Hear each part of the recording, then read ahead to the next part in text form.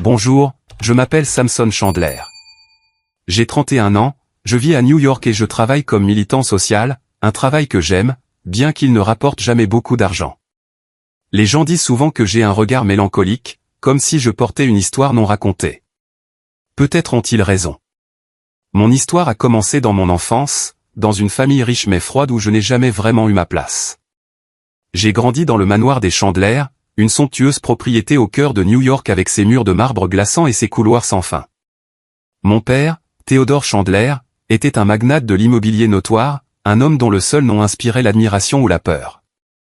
Il était grand, avec une voix retentissante, mais ses yeux étaient toujours fixés sur les chiffres, les contrats et les gratte-ciel.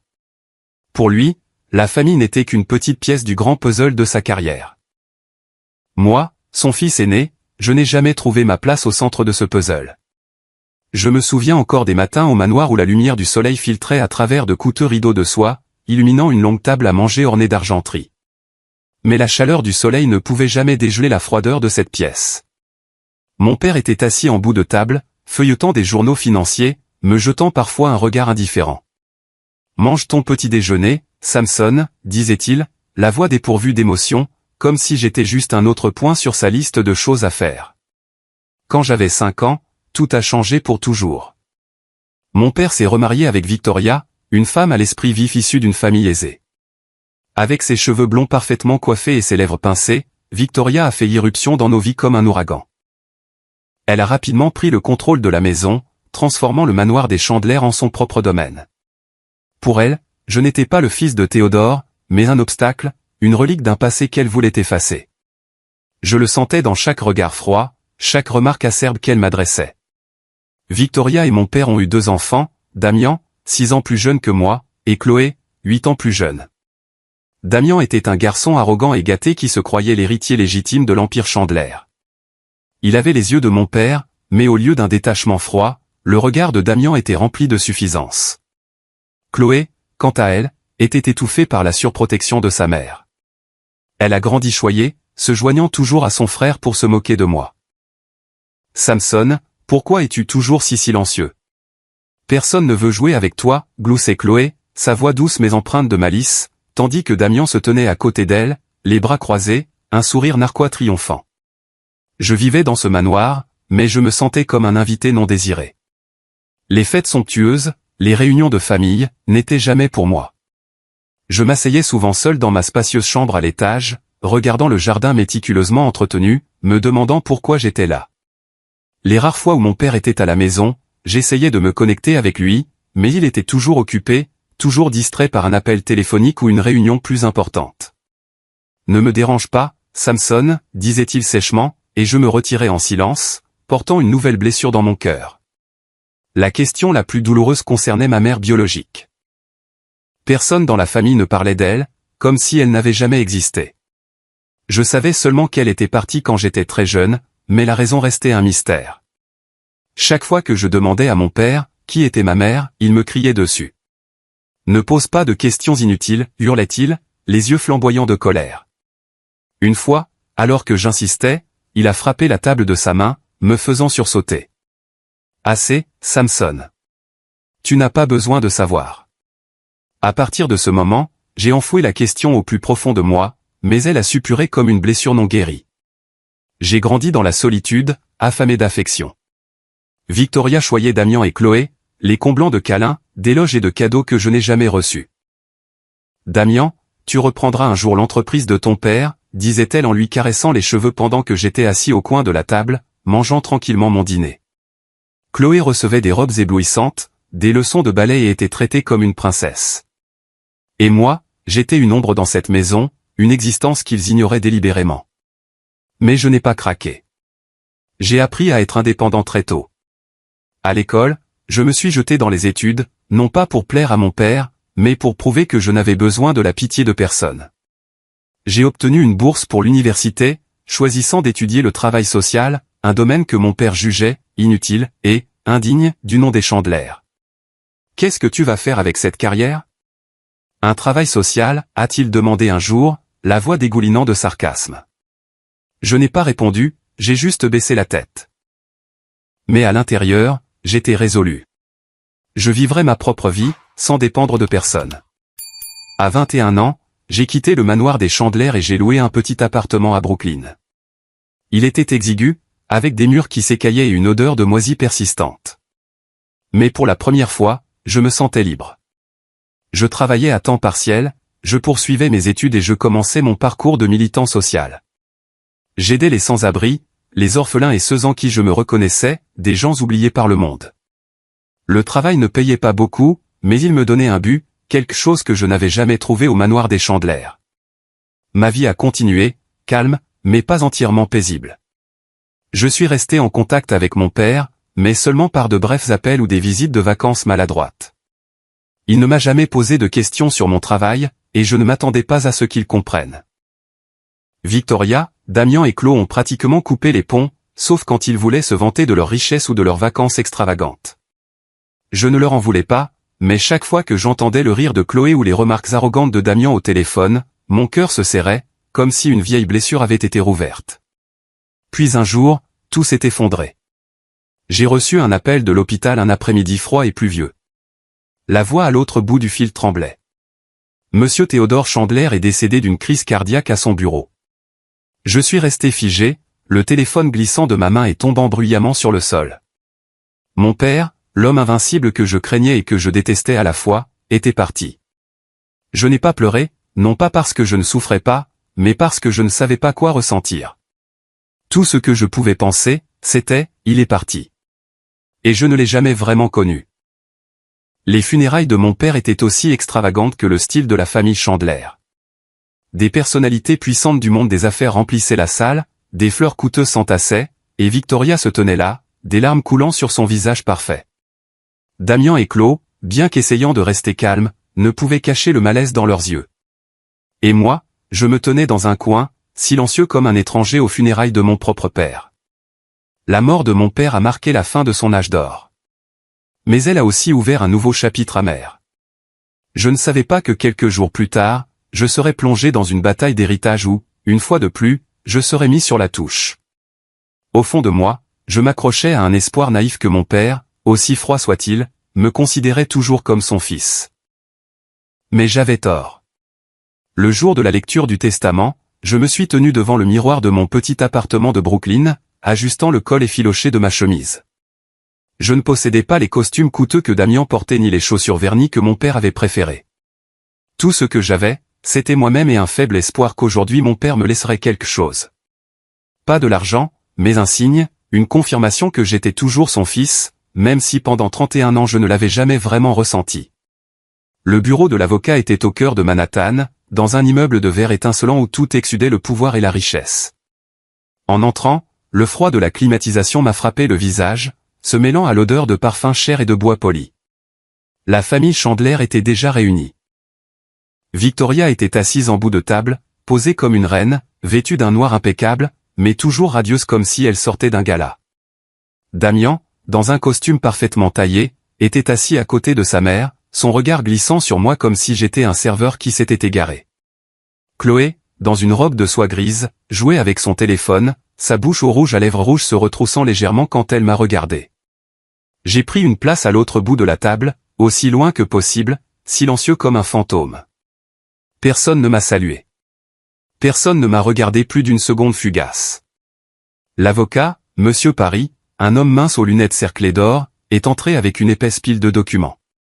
Il s'est éclairci la gorge, a ajusté le microphone sur la table et a commencé à lire le testament d'un ton monotone, comme si ce n'était qu'une formalité fastidieuse. Mais pour moi, chaque mot qu'il prononçait était un poignard, bien que je ne sache pas encore à quel point ils allaient couper. Monsieur Théodore Chandler, avant son décès, a légué la totalité de ses parts dans Chandler Enterprises, y compris tous les actifs connexes, à Madame Victoria Chandler. Monsieur Harris a fait une pause, regardant Victoria. Elle a esquissé un léger sourire, ses mains fermement jointes sur la table comme si elle savait que cela allait arriver. Damian a souri narquoisement, ses yeux brillants de satisfaction suffisante. Chloé a cessé de jouer avec son téléphone, a levé les yeux et a affiché un sourire radieux. J'étais assis là, le cœur battant à tout rompre. Je ne m'attendais pas à grand-chose. Je n'avais jamais rêvé de gratte-ciel ou de compte en banque de plusieurs millions de dollars. Mais j'espérais, même si ce n'était qu'un petit souvenir, un jeton, n'importe quoi pour montrer que mon père avait pensé à moi, que je n'étais pas seulement une erreur dans sa vie. Monsieur Harris a continué, le manoir de Manhattan, le yacht Serenity, la collection de voitures et d'autres actifs aux États-Unis et à l'étranger seront transférés à Madame Victoria Chandler, ainsi que la garde et la gestion des actifs pour ses 2 enfants, Damian Chandler et Chloé Chandler, jusqu'à ce qu'ils atteignent l'âge d'hériter. La pièce était silencieuse, mais je pouvais sentir le triomphe silencieux. Damian a tapoté légèrement la table comme pour célébrer. Chloé s'est penchée vers sa mère, lui chuchotant quelque chose, et elles ont toutes les deux gloussé. J'ai baissé la tête, essayant de garder ma respiration stable. Le testament ne m'a pas encore mentionné, ai-je pensé. Il doit y avoir quelque chose, sûrement. Finalement, M. Harris m'a regardé, ses yeux dépourvus d'émotion. Quant à Samson Chandler, il a fait une pause, tournant une page comme pour vérifier. Mon cœur a semblé s'arrêter.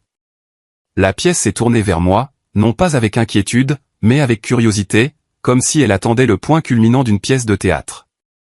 Monsieur Theodore Chandler a laissé à Samson Chandler une enveloppe actuellement conservée dans ce bureau, a dit Monsieur Harris, la voix toujours plate. Il a tendu la main sous la table et a sorti une vieille enveloppe brune scellée à la cire rouge. Un assistant s'est avancé et l'a placée devant moi. L'enveloppe était fine, banale, mais elle me semblait lourde dans mes mains, comme si elle contenait tout mon destin. Je l'ai fixée, n'osant pas l'ouvrir immédiatement. Victoria a incliné la tête, son regard glacial, mais ses lèvres se retroussant en un sourire énigmatique. Damian a croisé les bras, me regardant avec amusement comme si j'étais un animal piégé. Chloé a couvert sa bouche, étouffant un rire. « Ouvre-la, Samson », a-t-elle dit, sa voix douce mais dégoulinant de moquerie. Je parie que c'est quelque chose de vraiment spécial. J'ai pris une profonde inspiration, essayant d'empêcher mes mains de trembler.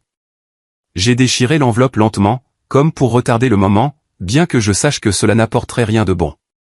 À l'intérieur se trouvait un billet d'avion aller simple pour Paris, un bout de papier avec une adresse écrite de l'écriture ferme de mon père, et une vieille photographie jaunie.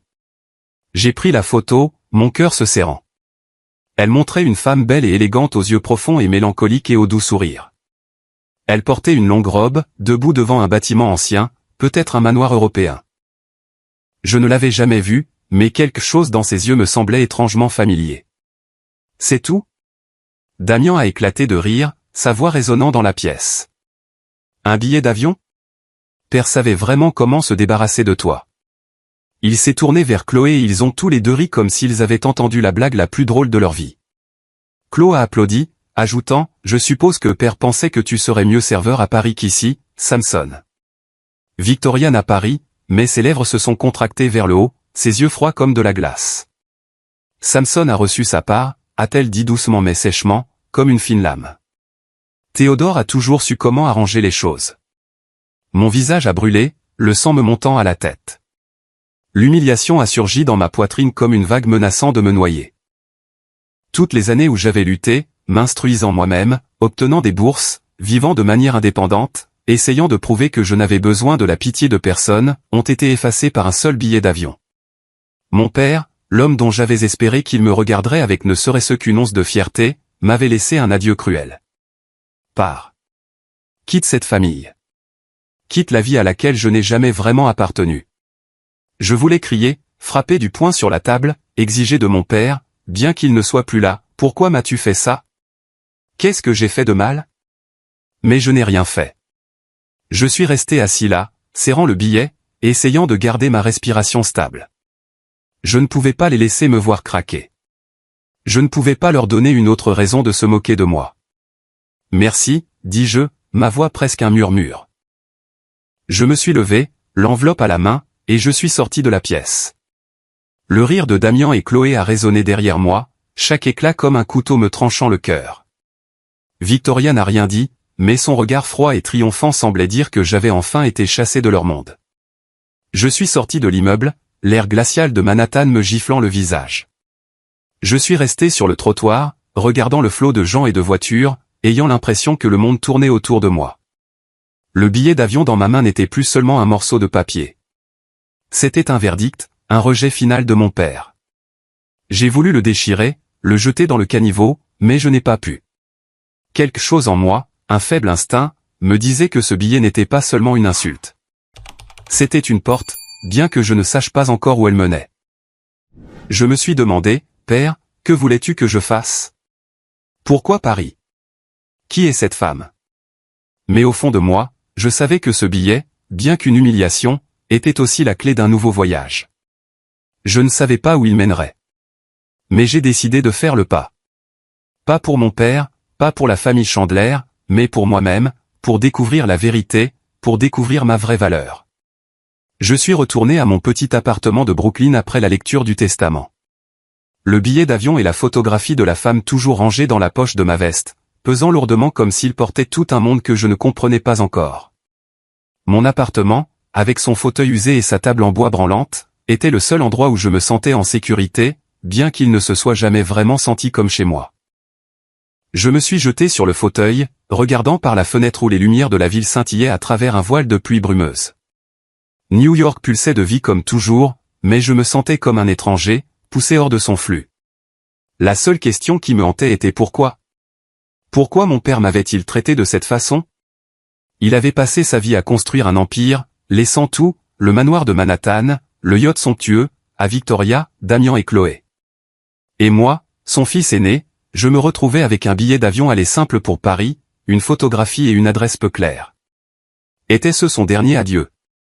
Une façon de me bannir, comme Damian s'en était moqué, ou une blague cruelle, un rappel que je n'avais jamais vraiment appartenu à la famille Chandler? J'ai rangé l'enveloppe dans un tiroir de bureau, essayant de reprendre ma routine quotidienne. Je suis allé au travail, j'ai rencontré les sans-abri que j'aidais, j'ai organisé des collectes de fonds pour les orphelins. Le travail avait toujours été là où je trouvais un sens, où je pouvais oublier mes blessures émotionnelles. Mais cette fois, les choses étaient différentes. Chaque nuit, en rentrant à mon appartement, je sentais un vide grandissant dans ma poitrine. Je ne pouvais pas m'empêcher de penser au billet, à la femme sur la photographie, à l'adresse écrite de la main ferme de mon père. C'était comme des pièces d'un puzzle que je ne savais pas comment résoudre. Pendant ce temps, la famille Chandler ne me laissait pas tranquille. Victoria, Damian et Chloé semblaient déterminés à faire de ma douleur leur divertissement. J'ai reçu des notifications de réseaux sociaux où Chloé a posté une photo d'eux dans le manoir avec la légende « De nouveaux souvenirs commencent ». C'est notre moment maintenant.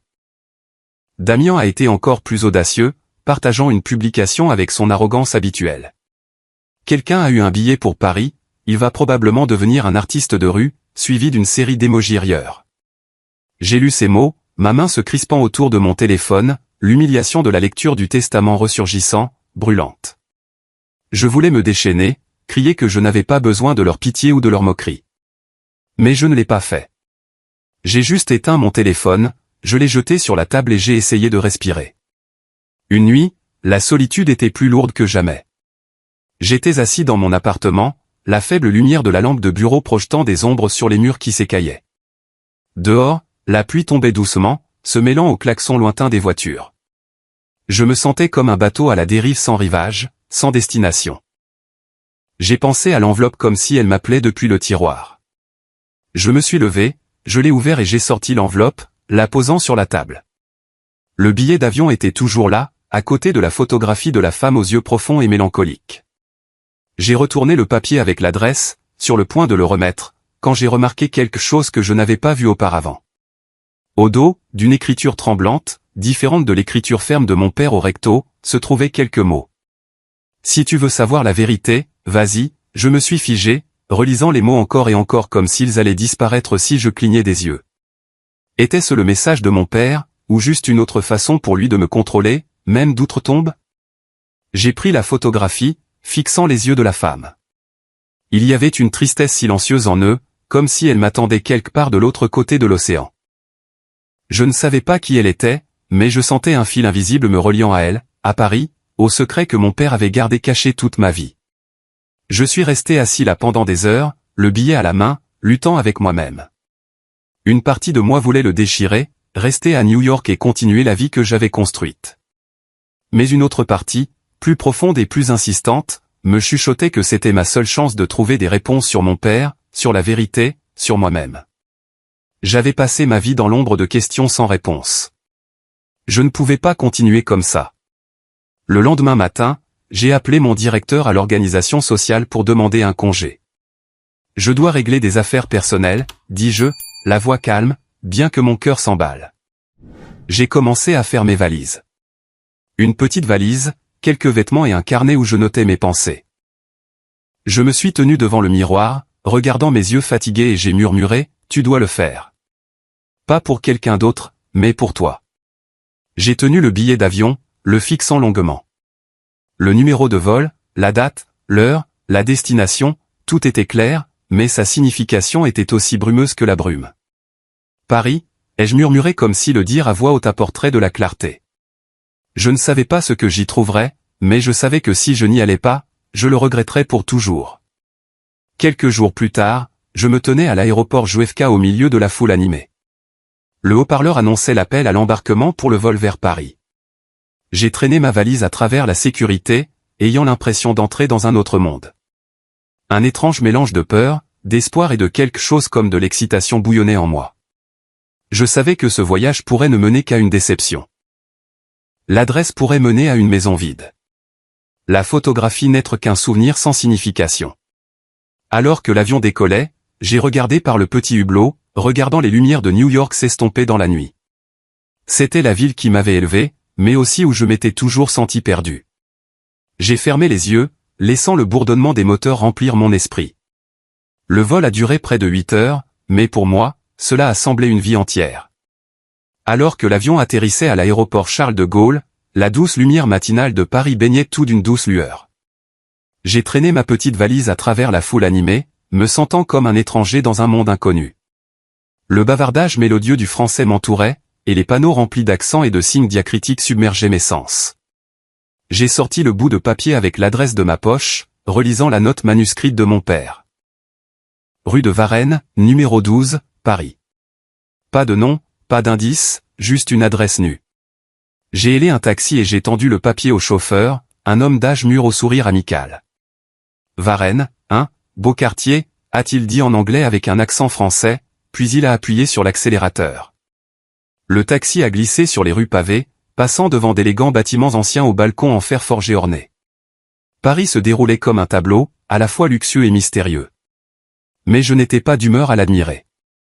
Mon cœur battait à tout rompre, en partie par anticipation, en partie par peur. Et si cette adresse menait à une maison vide? Et si la photographie n'était qu'une blague cruelle de mon père? J'ai serré les poings, essayant de repousser les pensées négatives. Continue simplement, me suis-je dit. Tu es arrivé jusqu'ici. Le taxi s'est arrêté devant une grande grille en fer derrière laquelle se dressait un manoir ancien aux murs de pierre couverts de mousse et aux fenêtres imposantes. Une plaque de laiton gravée du nom, de Vautier, scintillait au soleil. Je me suis figé, ayant l'impression que le temps s'était arrêté. De Vautier. Le nom ne me disait rien, mais il portait un poids étrange, comme si je venais de toucher un morceau oublié de moi-même. J'ai pris une profonde inspiration et j'ai appuyé sur la sonnette à côté de la grille. Son carillon a résonné dans la cour silencieuse et tentaculaire. Quelques instants plus tard, la grille en fer s'est ouverte en grinçant. J'ai tiré ma valise le long du chemin de gravier. Le crissement sous ses roues me menant vers la maison principale. La lourde porte en bois du manoir s'est entr'ouverte juste au moment où j'atteignais les marches et une femme est sortie. Elle avait la cinquantaine, ses cheveux argentés soigneusement relevés, son visage portant encore des traces d'élégance et de grâce. Elle portait un pull fin et une longue jupe, ses mains fermement jointes devant elle. Lorsque ses yeux ont rencontré les miens, elle s'est figée comme si elle voyait un fantôme du passé. J'ai tâtonné, sortant la photographie de la poche de ma veste et la tendant, mon cœur manquant presque de s'arrêter. La femme sur la photo, avec ses yeux profonds et mélancoliques et son doux sourire, c'était elle, bien que le temps ait gravé des rides sur son visage. Je suis Samson Chandler, dis-je, la voix rauque de nervosité. Mon père, Théodore Chandler, m'a laissé cette adresse et cette photographie. Je lui ai tendu la photo, ma main tremblant légèrement.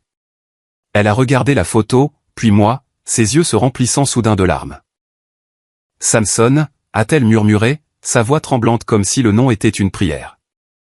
Puis, sans un autre mot, elle s'est avancée et m'a enveloppé dans une étreinte serrée. Je suis resté là, stupéfait, ne comprenant pas ce qui se passait. La chaleur de ses bras m'enveloppait, une sensation à la fois étrangère et douloureusement familière. J'ai voulu la repousser, exiger de savoir qui elle était, mais je n'ai pas pu bouger. Je suis juste resté là, la laissant me tenir, ses larmes trempant mon épaule. « Tu es mon Samson » a-t-elle dit, la voix étranglée par l'émotion, sa main caressant doucement mes cheveux.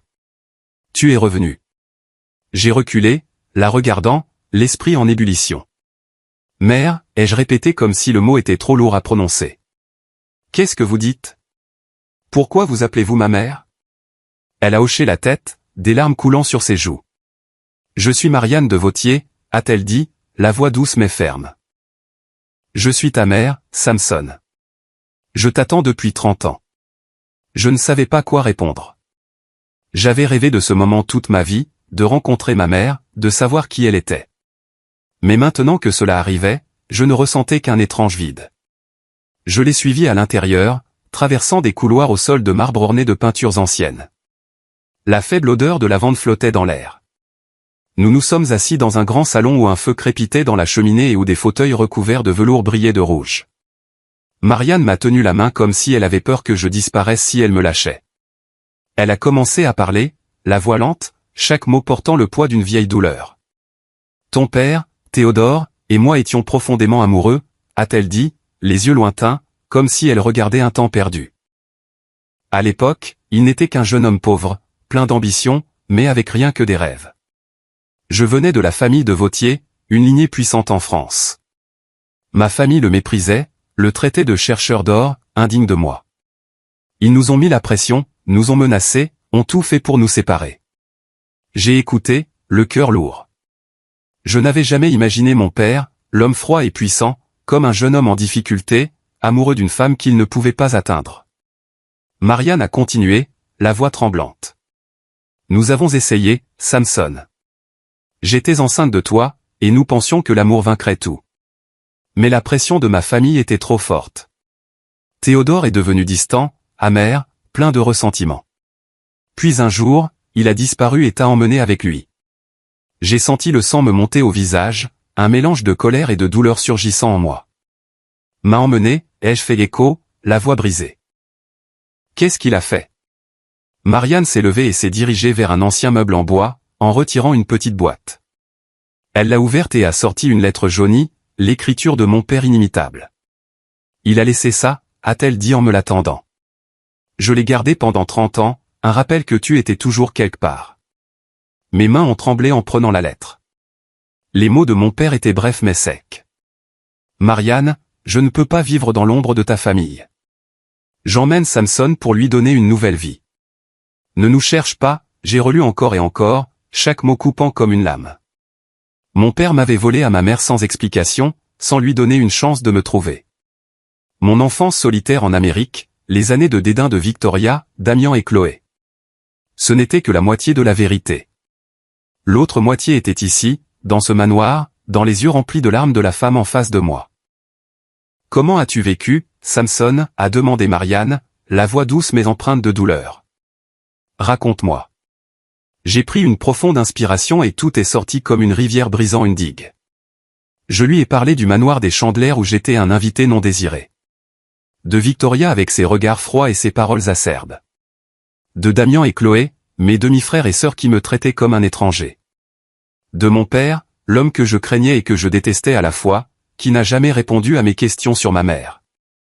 Et du testament, du billet d'avion, de l'humiliation dans le bureau de l'avocat.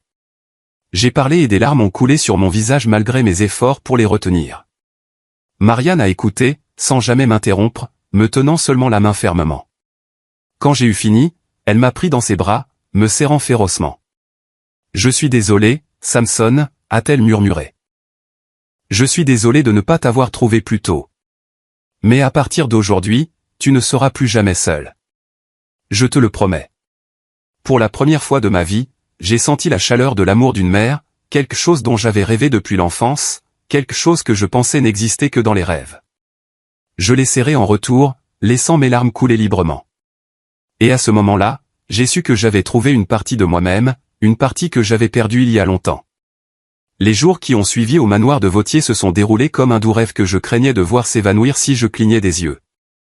Ma mère, Marianne, était toujours à mes côtés, me guidant à travers les grands couloirs de la maison, me montrant les peintures anciennes sur les murs, les héritages familiaux préservés à travers les générations. Elle parlait de l'histoire de la famille de Vauthier, une lignée puissante en France avec des liens complexes avec la finance et la politique. Mais par-dessus tout, elle parlait de moi, des jours où elle m'a porté, des nuits où elle a pleuré en pensant au fils qui lui avait été volé. Chaque mot qu'elle prononçait était une lame, à la fois douloureuse et curative, comme si elle recousait les blessures que j'avais portées pendant 31 ans. Un matin, alors que le soleil de Paris filtrait par les hautes fenêtres, ma mère m'a pris la main, ses yeux brillants d'une nouvelle détermination. « Samson, il est temps que tu rencontres la famille de Vauthier, a-t-elle dit, la voix douce mais résolue. Ils doivent savoir qui tu es, et tu dois savoir que tu as ta place ici. » J'ai avalé difficilement, une vague d'anxiété montant dans ma poitrine. « M'accepteront-ils, mère ?» ai-je demandé, la voix basse. J'étais trop familier avec le rejet, avec le fait d'être mis sur la touche. L'idée de faire face à une nouvelle famille, une lignée puissante, me faisait à nouveau sentir comme un étranger. Elle m'a serré la main, ses yeux flamboyants comme du feu. « Tu es ma chair et mon sang, Samson. Personne ne peut le nier. Je ne laisserai plus personne te faire de mal. » Ces mots, forts et inébranlables, étaient comme un bouclier me protégeant, et j'ai hoché la tête, bien que le doute inonde encore mon cœur. Cet après-midi-là, nous avons pris une élégante voiture noire à travers les rues de Paris jusqu'à un ancien château en périphérie, où la famille de Vauthier tenait ses rassemblements. Le château se dressait devant moi comme une scène d'un siècle révolu, avec des flèches imposantes, des murs de pierre couverts de mousse et un jardin tentaculaire et méticuleusement entretenu. En sortant de la voiture, j'ai senti le poids de l'endroit. Pas seulement son architecture, mais son histoire, son pouvoir et les attentes que je n'étais pas sûr de pouvoir satisfaire. Marianne m'a conduit à travers les grandes portes dans un hall principal au plafond voûté et aux fresques murales ornées. La famille de Vauthier était déjà réunie, une vingtaine de personnes, des jeunes hommes et femmes en costumes et robes élégants aux aînés dégageant une autorité majestueuse. Au centre de la pièce se trouvaient mes grands-parents, Jacques et Élise de Vauthier, tous deux dans la soixantaine, mais rayonnant d'une aura de pouvoir. Jacques, avec ses cheveux blancs et ses yeux perçants, était assis dans un grand fauteuil, tandis qu'Élise, avec un sourire subtil et des mains ornées de bijoux, se tenait à côté de lui. Marianne m'a présenté, sa voix claire et inébranlable. « Voici Samson Chandler, mon fils et votre petit-fils. » La pièce est tombée dans le silence, à l'exception du crépitement de la cheminée. J'ai senti tous les regards sur moi, certains curieux, certains sceptiques, et certains presque hostiles. Jacques a haussé un sourcil, son regard me balayant de la tête aux pieds comme s'il évaluait une marchandise. Élise a incliné la tête, les lèvres pincées, ne disant rien. « Ton fils, » a dit Jacques, la voix profonde et froide. « Tu dis que c'est l'enfant que Théodore a pris ? Comment savons-nous qu'il est vraiment un de Vauthier ?» Mon visage a rougi, non pas de colère, mais de la piqûre familière du doute. Mais avant que je puisse répondre, ma mère s'est avancée, se tenant comme un mur entre moi et eux. « Samson est mon fils, » a-t-elle dit, la voix vive mais composée. Je l'ai perdu pendant 30 ans à cause des erreurs de cette famille. Je ne laisserai personne le renier à nouveau. Si vous avez besoin de preuves, je suis prête à faire un test ADN tout de suite. La pièce est devenue tendue, comme si un orage était sur le point d'éclater. Jacques la regarda, son regard s'adoucissant légèrement, mais toujours sévère. Élise s'est avancée, posant une main sur l'épaule de son mari et lui chuchotant quelque chose. Finalement, Jacques a hoché la tête. « Très bien, » a-t-il dit. « Nous ferons le test. Mais s'il n'est pas de notre sang, Marianne, tu connais les conséquences. » Je me tenais là, me sentant comme un accusé dans une salle d'audience. Mais ma mère s'est tournée vers moi, son doux sourire me rassurant qu'elle ne me laisserait pas affronter cela seule. À ce moment-là, j'ai réalisé que quel que soit le résultat, je l'avais, elle, et personne ne pouvait me l'enlever. Quelques jours plus tard, les résultats du test ADN sont arrivés. J'étais assis dans le salon du manoir à côté de ma mère lorsqu'un assistant a apporté une enveloppe blanche. Marianne l'a ouverte, a parcouru le contenu et s'est tournée vers moi, des larmes brillant dans ses yeux. « Tu es mon fils, Samson » a-t-elle dit, la voix étranglée par l'émotion. Confirmé à 99,9%. Tu fais partie de cette famille. Jacques et Élise ont été convoqués peu de temps après. En lisant les résultats, j'ai vu l'expression de Jacques passer du scepticisme à une rare trace d'émotion. Il s'est levé, s'est approché de moi et a posé une main sur mon épaule. « Samson » a-t-il dit, la voix plus douce maintenant. « Nous avons eu tort de te laisser partir. À l'époque, nous avons fait pression sur Marianne et Théodore, et nous en avons payé le prix en te perdant. Maintenant, nous voulons nous faire pardonner. Élise, les yeux rouges, m'a embrassé. Tu es notre petit-fils, a-t-elle murmuré. Nous ferons tout pour que tu te sentes à ta place ici. Pour la première fois, j'ai ressenti une reconnaissance que je n'avais jamais connue. Pas de mon père, pas de Victoria, mais de personnes que je ne connaissais même pas quelques jours auparavant.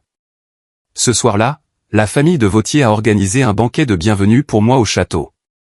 La longue table était drapée de soie blanche, la lueur des bougies scintillant sur les verres à vin. Ma mère était assise à côté de moi, ses yeux brillants de fierté, sa main effleurant occasionnellement la mienne comme pour me rappeler qu'elle était là. Les réactions de la famille variaient. Certains membres plus jeunes comme mon cousin Antoine m'ont serré la main avec de sincères sourires. « Bienvenue à la maison, Samson », a-t-il dit chaleureusement. Mais il y avait aussi des regards prudents de la part d'autres, des conversations chuchotées dans mon dos. Je savais que tout le monde n'était pas prêt à accepter un étranger comme moi, mais l'amour et la détermination inébranlable de ma mère ont réduit au silence toute opposition ouverte. J'étais assis là, au milieu des verres à vin qui tintaient et des conversations en français que je ne comprenais qu'à moitié, me sentant à la fois désorienté et réchauffé. Il y a à peine quelques semaines, j'étais un paria méprisé dans la famille Chandler, vivant dans un appartement exigu de Brooklyn avec rien que mon travail et des questions sans réponse. Maintenant, j'étais à Paris, embrassé par ma mère biologique, reconnue par une lignée puissante. Une étincelle d'espoir a commencé à vaciller en moi, un espoir pour un nouveau départ, une vie où je ne serais plus une ombre, mais une partie de quelque chose de plus grand. Les jours au manoir de Vautier se sont écoulés comme un doux rêve, chaque moment avec ma mère, mes grands-parents et mes cousins nouvellement rencontrés agissant comme un baume sur de vieilles blessures. J'ai commencé à apprendre, bien que maladroitement, à m'intégrer dans le monde de la famille de Vautier. Les dîners élégants, les conversations sur la finance et l'art, et les regards qui se sont réchauffés en me regardant. Mais juste au moment où je commençais à sentir que j'avais ma place, une ombre de mon passé m'a ramené en arrière. Un après-midi, alors que j'étais assis dans la bibliothèque du manoir, feuilletant un vieux livre sur l'histoire de la famille, mon téléphone a vibré. Un appel vidéo d'un numéro inconnu aux États-Unis. J'ai hésité, mon doigt planant sur l'écran, ne sachant pas si je devais répondre. La curiosité l'a emporté. J'ai appuyé sur « Accepter » et le visage de Victoria est apparu, plus hagard que je ne l'avais jamais vu. Ses cheveux autrefois dorés étaient en désordre, ses yeux cerclés de rouge, dépourvus de l'aplomb hautain de la femme qui s'était assise les jambes croisées dans le bureau de l'avocat, un sourire narquois aux lèvres alors que je recevais le billet d'avion. « Samson » a-t-elle dit, la voix tremblante, presque suppliante. « Je dois te parler. » Je me suis redressé, un frisson me parcourant l'échine. « De quoi s'agit-il, Victoria ?» ai-je demandé, essayant de garder ma voix stable, bien qu'une tempête d'émotions gronde en moi. Je ne l'avais jamais appelée « mère », et maintenant, après tout, le mot semblait encore plus étranger. Elle a pris une profonde inspiration, comme pour rassembler son courage. Tout s'est effondré, Samson, a-t-elle dit, la voix brisée. Les actifs de Théodore, l'entreprise, le manoir, le yacht, les voitures, tout était hypothéqué pour couvrir des dettes massives. Ces dernières transactions commerciales avant sa mort, tout ont échoué. Nous avons tout perdu. Je suis resté immobile, non pas par surprise, mais à cause de l'ironie. La famille Chandler, qui s'était moquée de moi, qui avait étalé sa richesse, était maintenant au bord de la ruine. J'ai imaginé le manoir de Manhattan, où j'avais été traité comme un invité indésirable, maintenant scellé, ses précieuses portes en bois verrouillées. Le yacht Serenity, la fierté de mon père, probablement saisi dans un port. Les supercars, autrefois symbole d'extravagance, disparus. Mais je ne me sentais pas vengé, seulement un étrange vide. Damien et Chloé, ils s'effondrent, a poursuivi Victoria, la voix chancelante. Damien ne dort plus, il boit toute la journée. Chloé pleure constamment, elle ne sait pas quoi faire. Nous avons tout perdu, Samson. Je sais que tu as été blessé, mais tu es l'aîné, le fils de Théodore. Tu ne peux pas tourner le dos à la famille. Ma main s'est crispée, la colère et la douleur surgissant ensemble. La famille ? Les mots sonnaient si étranges venant d'elle. Toutes ces années dans le manoir des Chandler, traité comme un fardeau, moqué et mis à l'écart par elle et mes demi-frères et sœurs. Pas une seule fois il ne m'avait appelé « famille ». Maintenant, avec tout qui s'effondre, ils se tournaient vers moi comme si j'étais leur seul salut. Je n'ai rien à offrir, Victoria, dis-je, la voix plus froide que je ne l'avais prévu. Je ne suis qu'un travailleur social vivant dans un petit appartement de Brooklyn. Père ne m'a rien laissé d'autre qu'un billet d'avion. Tu le sais mieux que personne. Victoria a secoué la tête, ses yeux s'aiguisant comme si elle s'accrochait à un dernier fil d'espoir. Ne dis pas ça, Samson. Je connais ta mère, Marianne de Vautier. Quand j'ai épousé Théodore, il m'a parlé d'elle, de sa puissante famille en France. Je sais que tu y es allé, que tu l'as trouvée.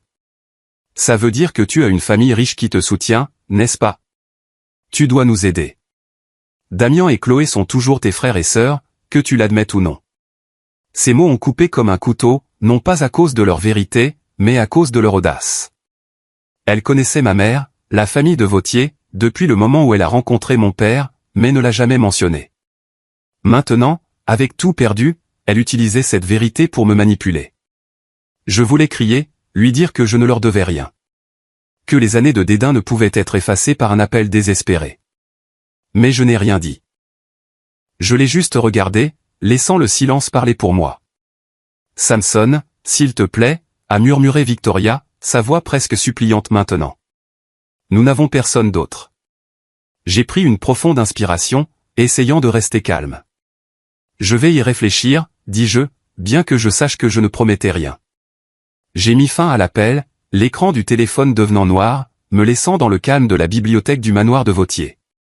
J'ai regardé par la fenêtre où la douce lumière du soleil de Paris baignait le jardin. Mais en moi, une tempête faisait rage. J'ai raconté tout l'appel à ma mère ce soir-là, alors que nous étions assis près de la cheminée, ses flammes crépitantes projetant de la lumière sur son visage. Marianne a écouté, les mains fermement jointes sur ses genoux, ses yeux calmes mais perçants. Quand j'ai mentionné que Victoria savait pour elle, pour la famille de Vautier, le front de ma mère s'est légèrement plissé, comme si de vieux souvenirs remuaient. J'ai fait une pause, attendant sa réaction, craignant que l'histoire ne la blesse. Mais elle a seulement posé sa main sur la mienne, sa voix douce mais ferme. Samson, a-t-elle dit, ces gens t'ont fait du mal pendant des années. Ils n'ont aucun droit d'exiger que tu les sauves. Mais si tu veux les affronter, pour clore le chapitre sur ton passé, je serai toujours à tes côtés. Ces mots ont été comme une brise dissipant le brouillard dans mon esprit. J'ai réalisé que malgré le fait d'avoir trouvé ma mère et une nouvelle famille, l'ombre de la famille Chandler me hantait toujours. Je ne pouvais pas continuer à vivre avec ça. Je ne pouvais pas laisser ces vieilles blessures continuer à saigner. J'ai hoché la tête, la regardant dans les yeux. Je veux y retourner, mère, dis-je, la voix plus stable que jamais. Je veux les voir une dernière fois, pour dire au revoir. Pas pour eux, mais pour moi. Marianne a souri, ses yeux brillants de fierté. Alors nous irons, a-t-elle dit. Tu n'auras plus jamais à les affronter seul. Quelques jours plus tard, nous avons pris un vol pour New York. Alors que l'avion atterrissait à JFK, j'ai ressenti le froid familier de la ville, mais cette fois, il ne m'a pas fait trembler. Ma mère était à mes côtés, sa présence comme un bouclier, me faisant me sentir plus fort que jamais. Nous avons loué une voiture et nous sommes allés directement au manoir des Chandler, l'endroit qui avait autrefois symbolisé l'extravagance, où j'avais vécu comme un paria. Quand nous sommes arrivés, j'ai à peine reconnu la maison. Le manoir des Chandler, avec ses murs de marbre et ses grandes fenêtres, semblait maintenant froid et délabré. La grille en fer était verrouillée, des panneaux de saisie placardés sur les portes, et le jardin autrefois méticuleusement entretenu était envahi par les mauvaises herbes. Le personnel qui avait autrefois servi silencieusement la famille était parti. Je me suis tenu à la grille, ayant l'impression de regarder un souvenir mort. Quand j'ai sonné, Victoria a ouvert la grille. Son apparence était si hagarde qu'elle m'a stupéfié. Ses cheveux autrefois dorés étaient en désordre, son visage dépourvu de son maquillage impeccable habituel, et ses yeux étaient rouges comme si elle avait pleuré pendant des jours. Damien et Chloé se tenaient derrière elle, tous deux de simples ombres de ce qu'ils étaient. Damien, dans un costume froissé, les yeux remplis de colère et de confusion. Chloé, sans son rouge à lèvres rouges ni son sourire au teint, avait les yeux gonflés et les mains tremblantes. Samson, a dit Victoria, sa voix forçant un faible sourire. Quand elle a vu Marianne à côté de moi, son visage s'est raidi comme si elle réalisait qu'elle faisait face à un adversaire qu'elle ne pouvait pas vaincre. Et Madame de Vautier, a-t-elle ajouté, la voix tremblante, essayant de garder son sang-froid. Merci à vous deux d'être venus. Marianne a hoché la tête, son regard froid mais poli. Nous sommes ici pour parler, Victoria, a-t-elle dit, la voix calme, mais portant une autorité qui a réduit au silence toute interruption. Nous sommes entrés dans le salon, autrefois le cœur de fête somptueuse. Maintenant, il était vide, les meubles recouverts de drap blanc, certaines pièces déjà enlevées. Nous nous sommes assis, l'air lourd comme si un orage couvait. Victoria a parlé la première, sa voix un mélange de désespoir et de fierté persistante. Samson, je sais que nous avons une eau différente, mais nous sommes une famille. Tu ne peux pas nous tourner le dos. L'entreprise est en faillite. Le manoir a été saisi. Il ne nous reste plus rien. Tu dois nous aider. Damian a coupé, la voix chauffée, à moitié suppliante, à moitié exigeante. Tu es l'aîné, Samson. Père nous a laissé cet empire, mais il s'effondre. Tu ne peux pas nous abandonner comme ça. Tu as la famille de Vautier. Tu as de l'argent. Tu dois faire quelque chose. Chloé n'a rien dit, la tête baissée, des larmes coulant sur son visage. Finalement, elle a levé les yeux, la voix tremblante. Samson, je suis désolée, a-t-elle murmuré. Je sais que Damian et moi t'avons horriblement traité, mais s'il te plaît, ne nous abandonne pas. J'étais assis là, les observant calmement, sentant l'ironie amère de la scène. Il y a à peine quelques mois, il s'était moqué de moi dans le bureau de l'avocat, riant du billet d'avion que mon père m'avait laissé. Ils avaient été arrogants, se prélassant dans leur richesse et leur pouvoir, me traitant comme un étranger. Maintenant, ils étaient assis devant moi, hagards et désespérés, me suppliant de les aider. Toute la gloire dont ils se vantaient n'était plus que cendre. Je voulais leur dire que je ne leur devais rien, que les années de dédain ne pouvaient être effacées par des excuses. Mais je ne l'ai pas fait. Je les ai juste regardés, laissant le silence parler pour moi. Marianne se tenait à côté de moi, sa présence comme une montagne, inébranlable et inflexible. Elle a parlé, sa voix résonnant, claire et résolue. Victoria, a-t-elle dit, son regard perçant ma belle-mère, la faisant baisser les yeux en silence. Samson a assez souffert de cette famille. Il ne vous doit rien. Cependant, par compassion, la famille de Vautier vous fournira une somme d'argent pour recommencer, mais à une condition, vous ne contacterez plus jamais Samson et ne le dérangerez plus. Les yeux de Victoria se sont écarquillés, son visage un mélange de soulagement et de honte. Merci, Madame de Vautier, a-t-elle murmuré, la voix tremblante. Chloé a hoché la tête, les larmes coulant à nouveau, ses lèvres murmurant « Merci ». Mais Damian, s'accrochant à son dernier lambeau de fierté, a ricané, les yeux pleins de mépris. « Nous n'avons pas besoin de ta pitié, Samson, a-t-il dit amèrement. Mais si tu penses que ça te rend supérieur, vas-y, je n'ai pas répondu. Les mots de Damian n'avaient plus le pouvoir de me blesser. Je les ai juste regardés, réalisant que cette confrontation ne visait pas à les sauver. Il s'agissait de me libérer. J'avais fait ce que je devais faire. Non pas pour eux, mais pour clore mon passé. La réunion s'est terminée, laissant derrière elle une famille brisée, dépouillée de pouvoir et de richesse. Ma mère et moi avons quitté le manoir, sortant dans les rues froides de Manhattan.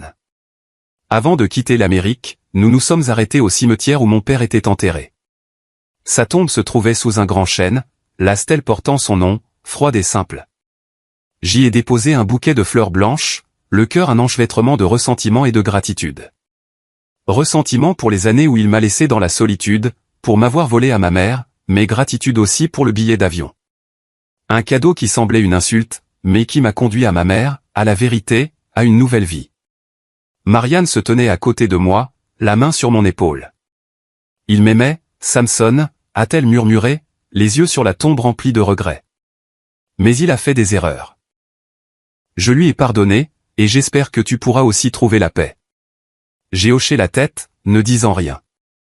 À ce moment-là, près de la tombe de mon père, j'ai dit mon dernier adieu au passé. J'avais coupé tous les liens avec la famille Chandler, ouvrant un nouveau chapitre en France, où je n'étais plus une ombre, mais un fils, un petit-fils, un membre de la famille de Vautier. Alors que l'avion nous ramenait, ma mère et moi, à Paris, j'ai regardé par le hublot, observant les nuages blancs dériver paresseusement sous la pâle lumière dorée du soleil. New York, avec toute sa douleur et ses souvenirs, était maintenant derrière moi, lointaine comme un rêve qui s'estompe.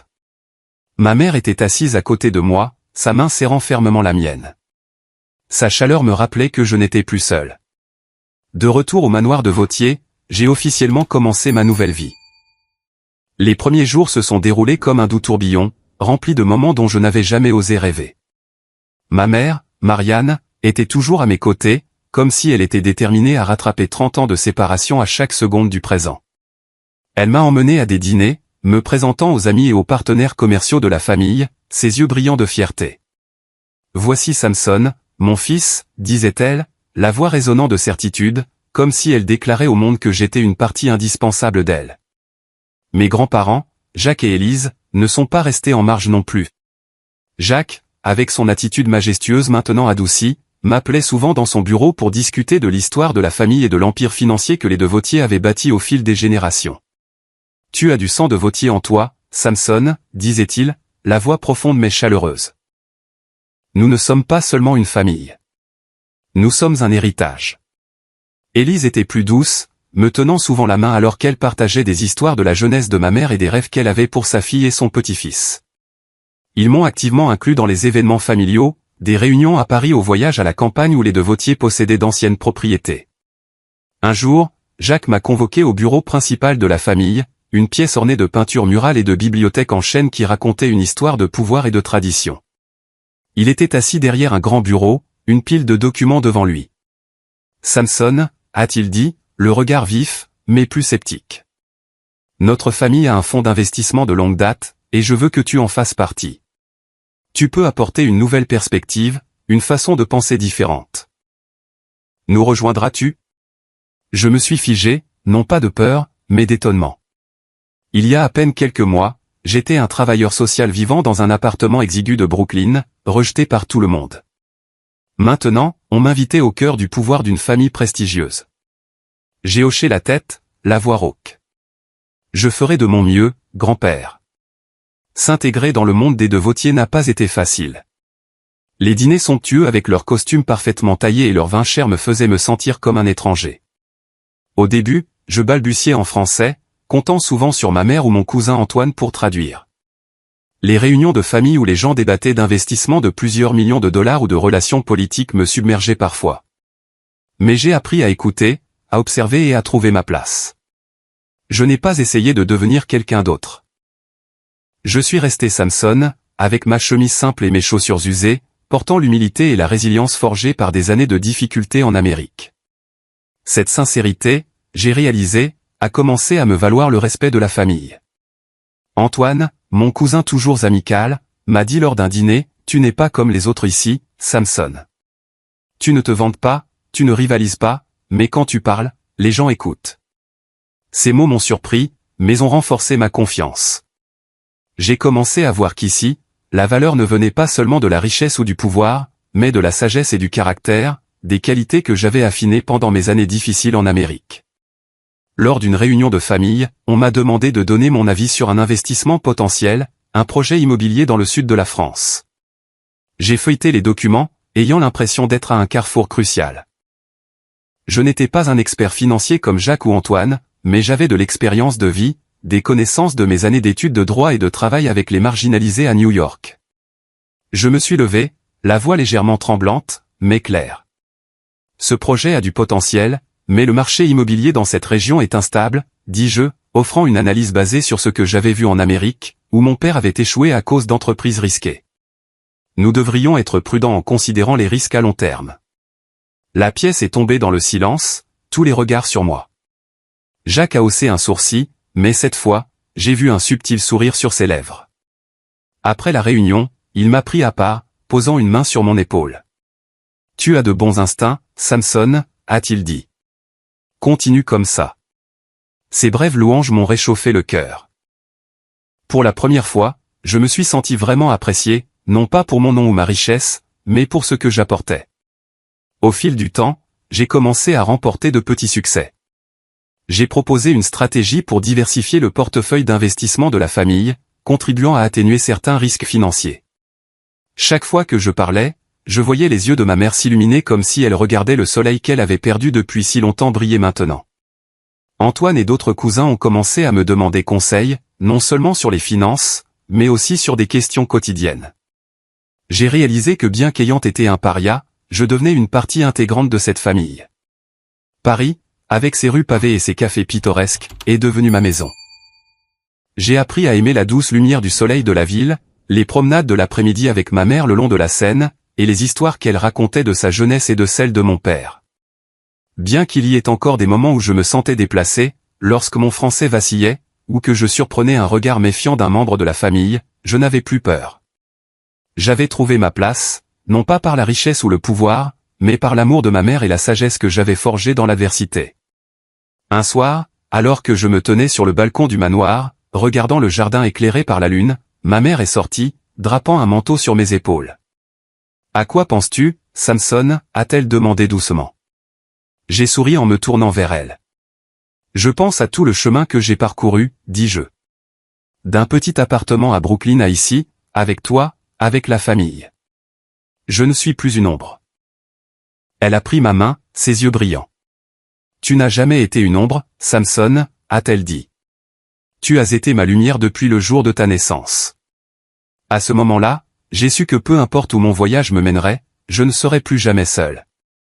J'avais trouvé ma maison, non seulement dans le manoir de Vautier, mais dans le cœur de ceux qui m'aimaient. Cette nuit-là, je me tenais sur le balcon du manoir de Vautier, regardant le jardin éclairé par la lune. La douce brise nocturne de Paris portait la faible odeur de lavande de quelque part, et j'ai laissé mon esprit dériver vers le long voyage que j'avais parcouru.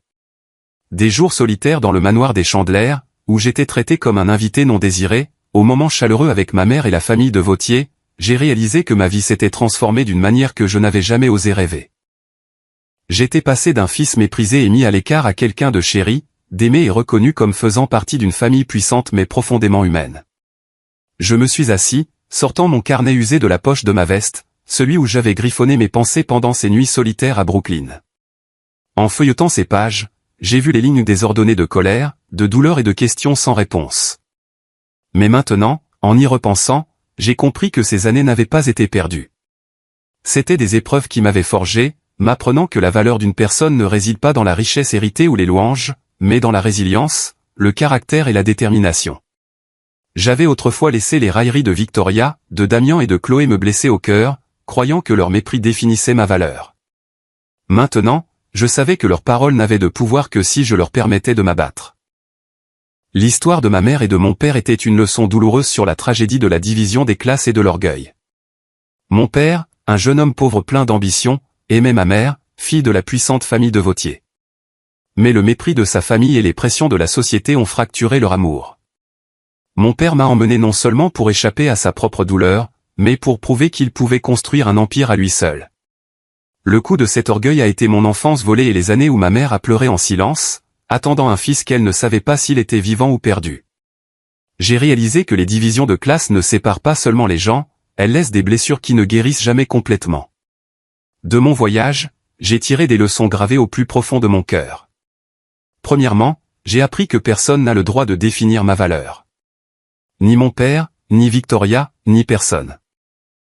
Ma valeur réside dans la façon dont je fais face à l'adversité et dans ma persévérance lorsque le monde me tourne le dos, dans la compassion que j'offre à ceux qui en ont besoin. Deuxièmement, j'ai compris que les liens du sang et la famille, bien que précieux, ne sont pas une raison d'accepter le mauvais traitement. J'avais autrefois aspiré à la reconnaissance de la famille Chandler, mais maintenant je savais que la vraie parenté est bâtie sur le respect et l'amour, pas sur l'imposition ou la manipulation. Enfin, j'ai réalisé que parfois, perdre est le chemin pour trouver sa vraie place. Le billet d'avion que mon père a laissé, qui semblait une insulte, s'est avéré être la clé d'une porte qui m'a conduit à ma mère, à la famille de Vautier, à moi-même. Je veux partager ce conseil avec quiconque se sent perdu, comme je l'étais autrefois. Ayez le courage de vous éloigner des relations toxiques, même si ce sont des membres de votre famille. J'avais autrefois peur de quitter le manoir des Chandler, craignant de ne jamais trouver ma place. Mais cette décision m'a conduit à Paris, à ma mère, à une nouvelle vie. Ayez confiance que votre résilience et votre intégrité vous guideront là où vous méritez d'être. Il y aura des jours où vous vous sentirez seul, comme si le monde était contre vous. Mais rappelez-vous que chaque pas, aussi petit soit-il, est un pas vers la lumière. J'ai fermé le carnet, levant les yeux vers le ciel étoilé de Paris. Un sentiment de gratitude silencieux a grandi en moi. J'ai remercié silencieusement mon père, non pas pour les années où il m'a laissé dans la solitude, mais pour ce billet d'avion. Ce qui semblait une insulte était devenu la porte d'entrée vers une nouvelle vie où je n'étais plus une ombre, mais un fils, un petit-fils, un homme avec un but et une valeur. J'ai regardé vers l'horizon où Paris s'étendait avec ses flèches anciennes et ses nouveaux rêves. Merci, père, ai-je murmuré, non pas avec ressentiment, mais avec paix. Ce billet d'avion, autrefois un poignard, était devenu le pont vers moi-même. Et maintenant, j'étais prêt à avancer, non pas comme un paria, mais comme quelqu'un qui avait trouvé sa propre lumière.